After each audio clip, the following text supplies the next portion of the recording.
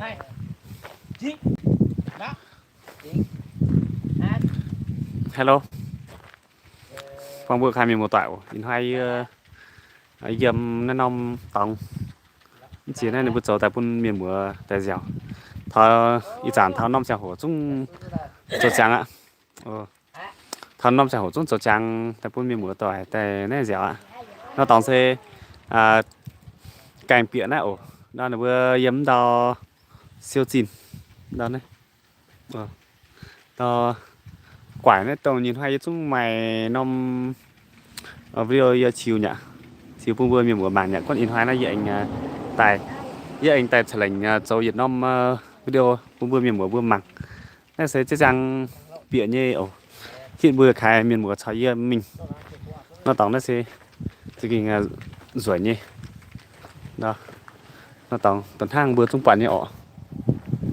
bữa hôm nay chuôn này chuôn này siêu chín siêu nó tổng đó để sẽ khai cái cam miu ổ giờ bé bẩn bé sẽ cam miu thì dân đào sẽ pháo chính tông pháo cao chẳng như trong chiều fly cam có nói giờ à thế giờ anti nó điều tao mà ý chỉ nó che quá nó mà thể che quá bây giờ mà tập này mà ý pun che ồ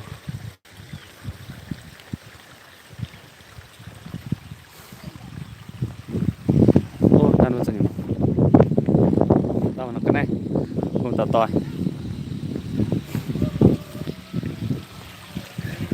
làm cái gì đây anh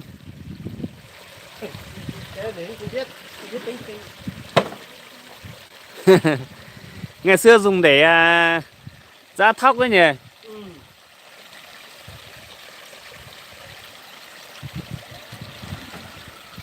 đấy, nó xuống tạt toài ở miền mưa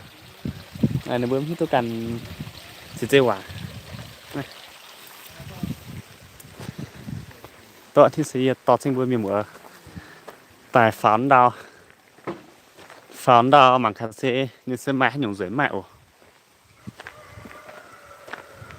in hoài này chung mà nặng mày miền Sam rồi nó này ồ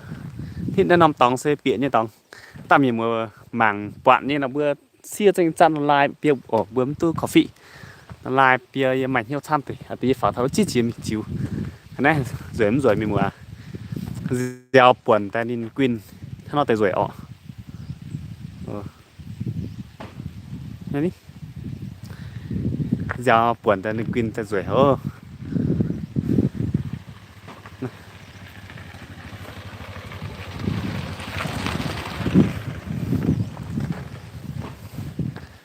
quên gì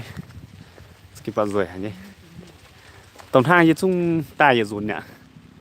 như tài giờ dồn mình quân mà kèm cho trang đi chẳng gì cho trang peแต่ท่านนะแนะนำตองเสื้ออร่อยมาเมียนแต่นั่นก็ฟังโอ้แต่นั่นก็ฟังทางเราเวอร์ก็ฟังจดสินจ้าเว้ยนั่นเวอร์อร่อยแต่นั่นขนาดสวยสวยถ้าแต่มังจริงจุ๊บพาแต่อ๋อนะ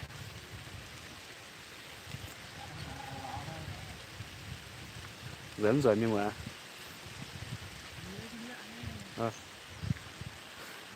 nhưng cái hang ngang mà ít chia tàu để sẽ cam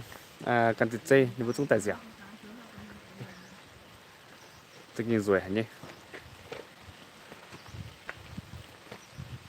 này nọ bé tương nó tới bữa miền muộn mà tôi chiên ọ nên bữa này yên nó tới loài tại tôi bữa miền muộn bữa mà tôi chiên như vừa hiện nay hít xong bận mà tôi chiên đi mà ít bữa tàu chán nhắc cả rồi co ta miền mùa mảng như nó bữa tôi coffee chăn online bia ở anh cháu tranh xe nó video quân cha miền mùa để mảng ta miền mùa tài nè hoa lai châu nó bữa cái thằng nó năm tòng đây rồi nhỉ cái này mấy bữa tại Thái Lai Châu nó mấy bữa à dụ à唱真讲火做真讲火但呢nó tòng dẻo mảng này ồ nó tòng này chỉ kiểu tổ tu rưỡi như này này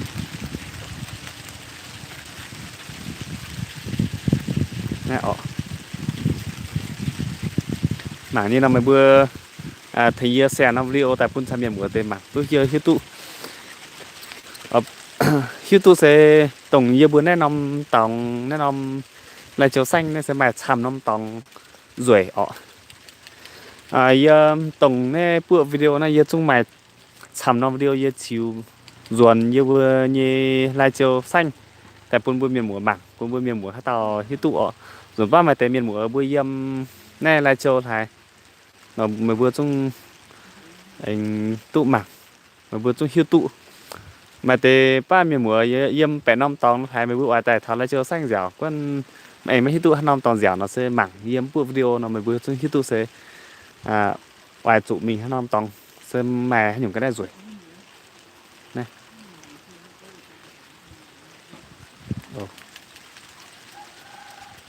này bên tụ mảng tụ chiến mà chiến phán đào cha mình sẽ mảng tụ bạn rồi hoa đĩa tầm mông này yếm đào mảng gì như chúng ta yếm ta tàn đó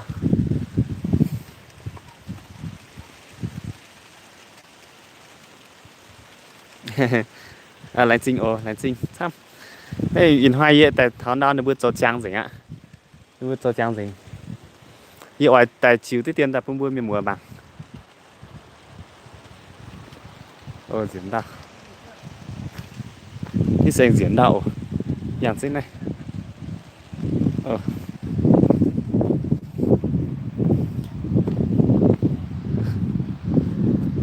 nên nóm tòng mày chúng mày tham miền ta hả tồn hang như tài với bạn mà tê yếm hoa nhiều cuốn lo thái ăn kịt miền nếu bữa chúng ta dẻo đào sao ta tài buôn miền mùa chuối này dẻo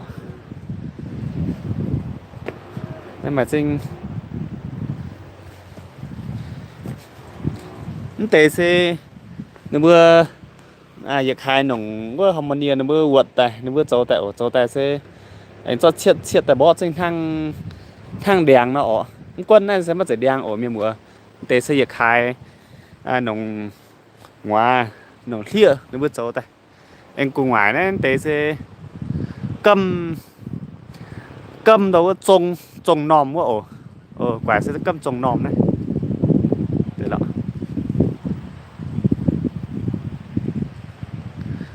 thì anh phán đó phán đó chắc mà chăm miền mùa tại gấp phẳng hả nhé miền mùa một tại hát tàu bạn như nào bữa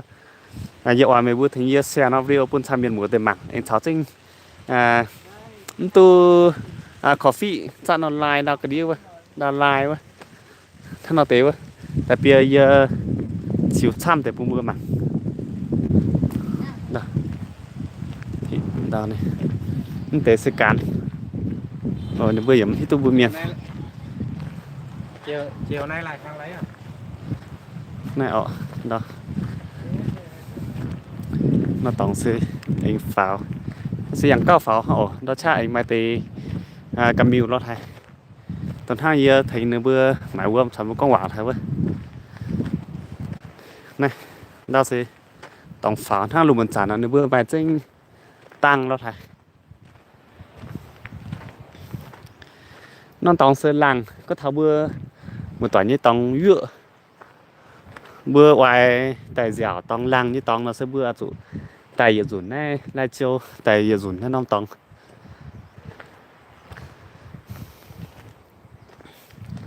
này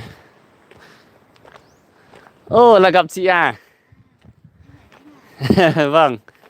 lâu lắm không đến đây rồi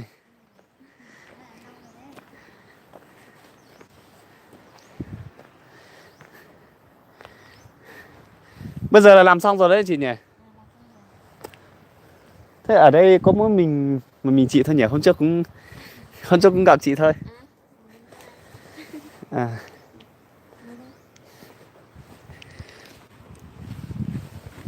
Ôi, em một mình thôi mà. Em đi ra bên này có chút việc. Xong là lại lên tí ngày trước. Lên làm chưa xong ấy, làm chưa xong xong là cái đợt khai trương em cũng định ra nhưng mà không ra được. Nhiều việc quá.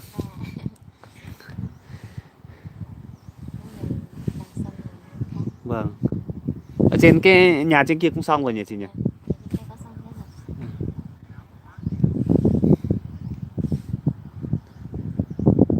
Mấy hôm nay có khách không chị? À.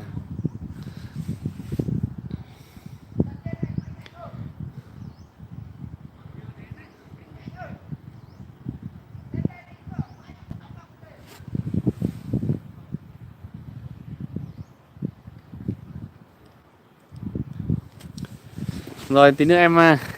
xuống sau. Vâng, em đi chơi một tí đã.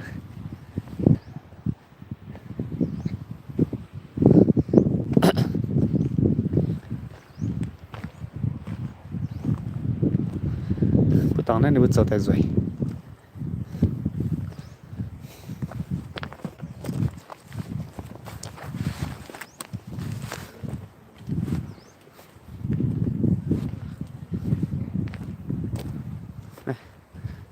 Đó sử dụng khái đâu có chỗ tại phụ miền yếm như tòng phụ miền tài giả như tòng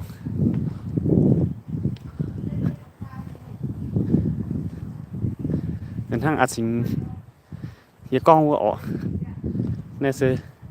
pháo chiếu mà nóng béo ở đâu nó tăng chia nha ta miền một kỳ nhé.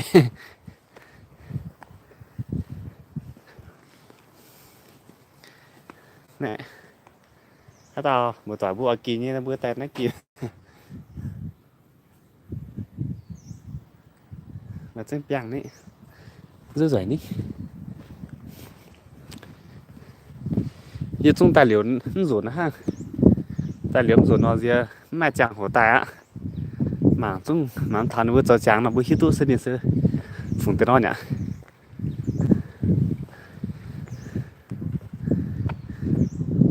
nên là vừa phía chân giảng đó nhỉ ở phía chân giảng đó hiểu vừa như cái này là pho rồi vừa mất tu quảng đâu các ta miền vừa tài đâu vừa chúng là chỗ dành tay ổ vừa mất tu quảng cái này là pho nhìn mà trên tòng ăn cái này là pho thôi nhỉ cái này phạm hay mà tòng ăn nhỉ vừa mất tu quảng tại chúng mà rồi là sẽ có một bữa miền vừa à chỗ hiện khai chúng vừa chúng chỗ thành chân dầu rồi này nó là toàn là bữa ăn cần pho đâu cơ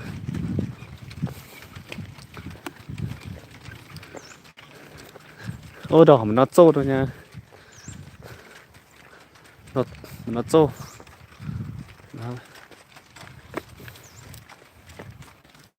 em thảo danh nó tao sẽ cùng phá chi họ vừa một tuổi hai tao phá mất tốt chia nó sẽ dạng mất tốt cao phá nó sẽ vừa yếm đi mạnh ồ vừa yếm đi mạnh ha vừa yếm đi mạnh phá này sẽ phá cô như phá thang như ồ ấy ở trong tao cầm bảng của tao sẽ cầm nhiều tỏ không giống như tài liệu giờ quyền này quyền chữ tôi giờ nhỉ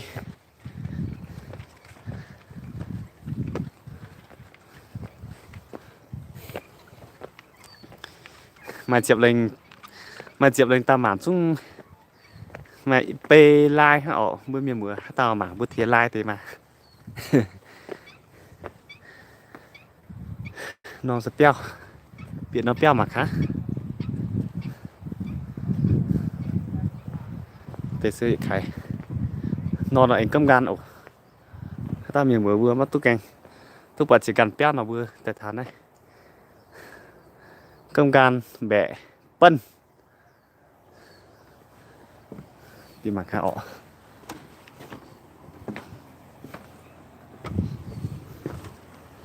đây nhầm lao là xe đừng lan làng nhỉ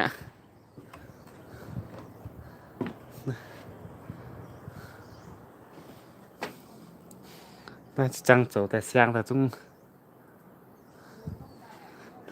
xem là chúng rảnh nhỉ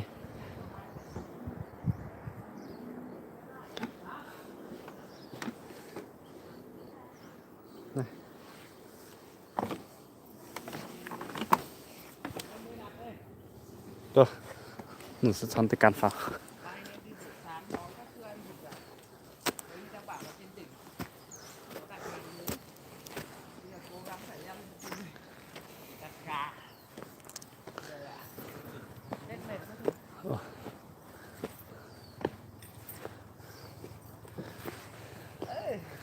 nào mà miền sắp tay chào anh Du ham hố chạy như chết đói nhỉ hết Hà Nội lại đủ các kiểu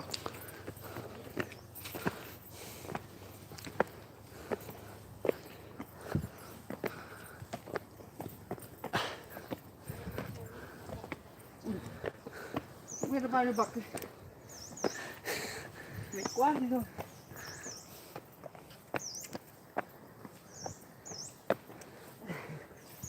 sao mặt phải cáu hả vợ ơi nghe không mọi người cứ đi lên đấy Lai Châu này. chú ơi nó tòng đây là bữa phía trên con hiểu bữa mà tu nhấn để bèng ổ bữa bèng này ồ bữa tu mảng hay bữa mà tu nhấn ổ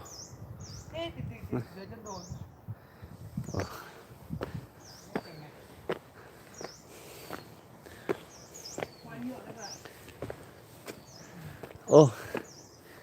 chẳng sao đi buồn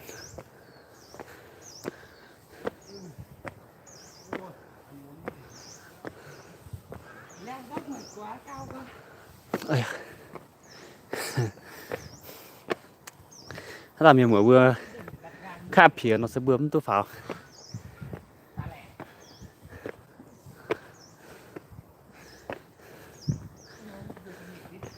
เราจะมาอีต่อสิตอนเนี่ย Mày tôi nghĩ đi tin. Không nghĩ là sẽ đi chơi. Sáng nay bà lại nói con rước đang nghĩ thế xong. Tôi bảo là đến nơi rồi bà mới tại bà đi rồi không? Tại ông rồi ơi. Sáng nay người đi làm. Đi luôn. Bây giờ người đi chơi rồi. Mà kêu mà thôi. Các em còn trẻ cứ đi thế này.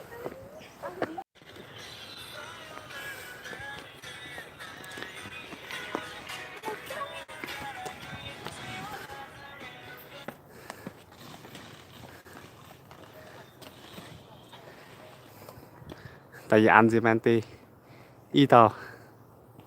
xịa rồi chứ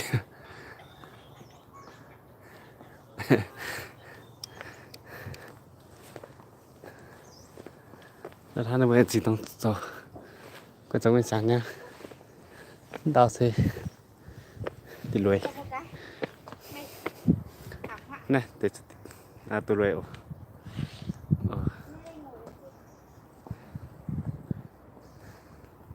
nhưng mà điều rất này sầu ruộng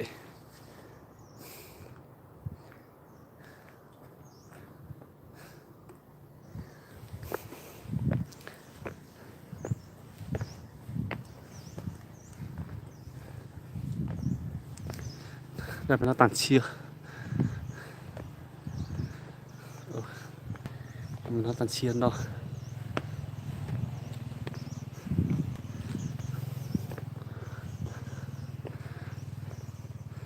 tê xe nó bên chỗ nọ lồng sau mùa này hắn tao hít dưa xe bữa ta cho mùa đông ổ nên là bữa ăn rất mùa này ta hít hắn tao ở đồng mùa xe cho đồng à nãy con dẻo họ bữa miếng mùa nhưng bữa hiểu bữa tôi thua tháo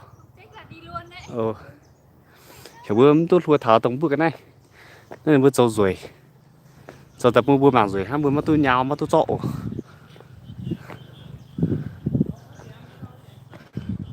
đây như cả phản thán đo mà nó tấm quy thảo đua cầm nhiều như nó bữa nom từ lùi sao hay nhiều cái này ạ chẳng mất dụng nào pha lửa đào sâm hiệu ạ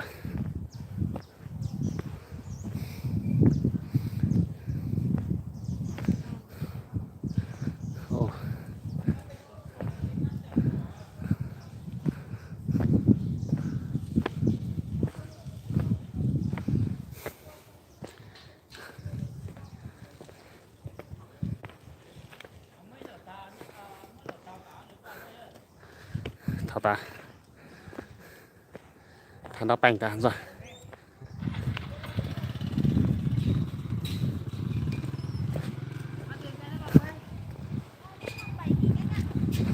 xem nào thằng nào ta nông tao này bữa bạo rồi rồi tuần hai chắc chắn tài xế này bữa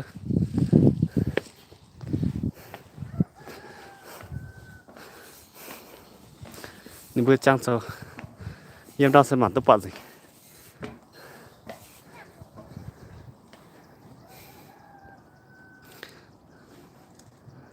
này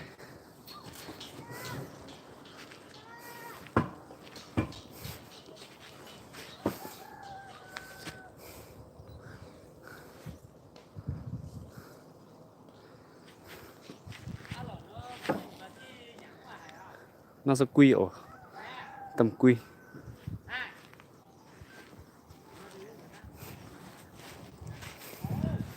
vừa chết nó quy thôi qua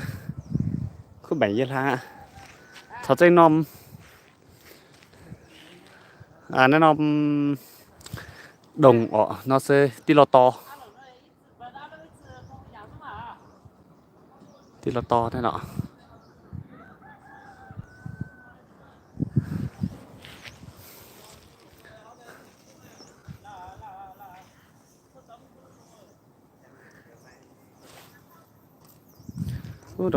rồi coi này em ra xem màn tập bạc rồi bữa hoa như sử dụng hoa tay em hoa tay là em chỉ chính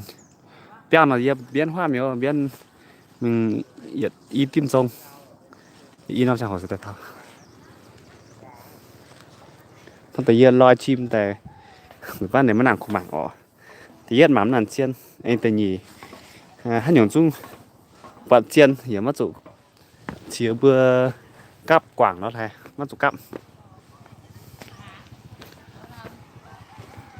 mà khá năm hành nhúng bèn rồi con thế này là bảo phun thuốc này không có gì ăn ngoài này phải trong người bạn đâu người ta bảo người ta phun thuốc ở đây không cho ăn quan trọng là có không thì lấy xuống lều kia ăn cũng được chứ sao đào không thể xây cầm nhiều nhé lui ăn này ăn ngoài kia được chứ sao nó sẽ cầm nhiều lui ổn nó vừa tè dầu tè ăn này pun miền pun miền tụ không lẩu đâu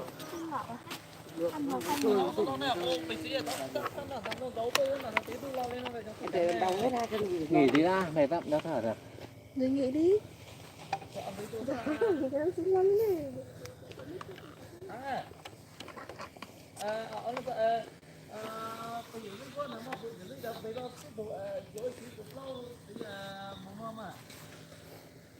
đẹp nhỉ cứ dùng người yêu dưa lên à đó người yêu đấy người yêu á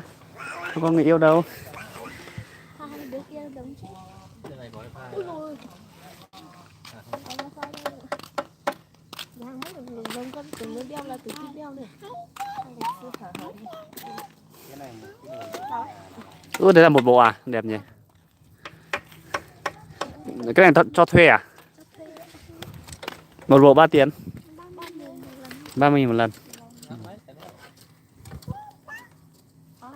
ăn gà gì gà nướng à mấy chục rồi. Chọn đẹp đẹp anh chụp. Ở khám đó anh. Giờ làm xong rồi nhá anh nhỉ? Vâng ạ. Ngày trước lên làm chưa xong? Cái này nó gọi là xong định chưa xong đâu. Vâng. Chưa thể xong được nhưng mà nghe nói là giai đoạn đầu mình làm đây chứ còn về sau thì trên này nó còn đẹp hơn. Ở trên này nữa à? Ở trên nền đỉnh đấy còn nhìn gió thành phố hơn mà lại đẹp hơn. À thế. Là bước đầu làm như này là cũng được rồi. Đúng rồi. Còn ở trên đấy có 2 chỗ bằng bằng nếu mà mình làm À. chỗ để tắm để với lại cái gì đấy thì đẹp hơn, với lại ao. À. Đào thêm ao nữa à? Vâng, chú mình cũng là công ty ở bản mà. À. Xong rồi thì vừa giúp bản Ừ. đào cái ao ở trên bờ cái với lại cái sân mà mình phong tục của em là đánh cầu ném phao gì đấy À. sẽ làm ở trên đỉnh luôn. À chơi cù các kiểu ấy nhỉ? Đúng rồi, tính là sẽ làm những cái đấy này phục vụ dân Tết. Thế thì hay rồi. Còn ở trên chỗ bằng bằng đấy thì làm cái váy cái ao để khách tắm hay là mình tắm gì đấy. À vâng. Cái đợt trước em ra thì cái tràn kia chưa làm xong. Đúng rồi đấy. Ừ. Đang còn rất nhiều trước mắt nhưng mà tại vì Vâng. Cứ làm dần, cũng không có điều kiện nên làm dần dần thôi nhỉ. ra làm cái này nó cũng mất nhiều thứ nên là còn cũng là người dân nên điều kiện nên là Cái giờ phun cái đây là thương à, thuốc chấm đúng rồi, chống mốc đó nhỉ. đúng rồi đấy. À. Móc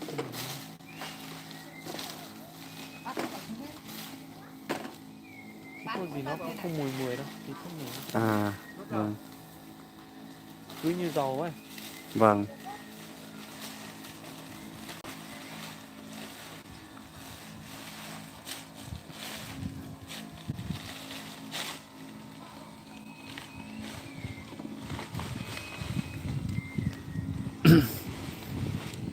Ở đây là phục vụ ăn uống luôn đấy nhỉ.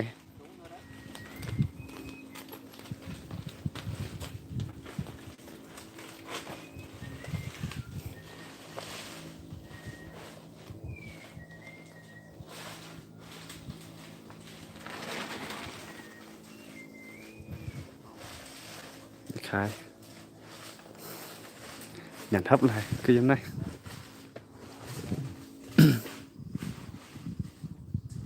Cho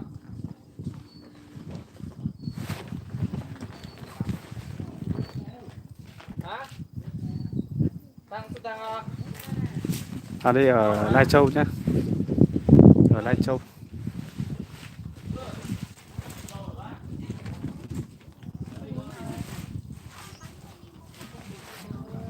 Thank you, I am from in Vietnam. Ibu sa imian oh, nó tới sư Camille. Mày dưa cái cạn imian như này. Sao liệu mày nó mà cái gì? Sao cắt bể? Sao cắt gì? Nó biết cái này.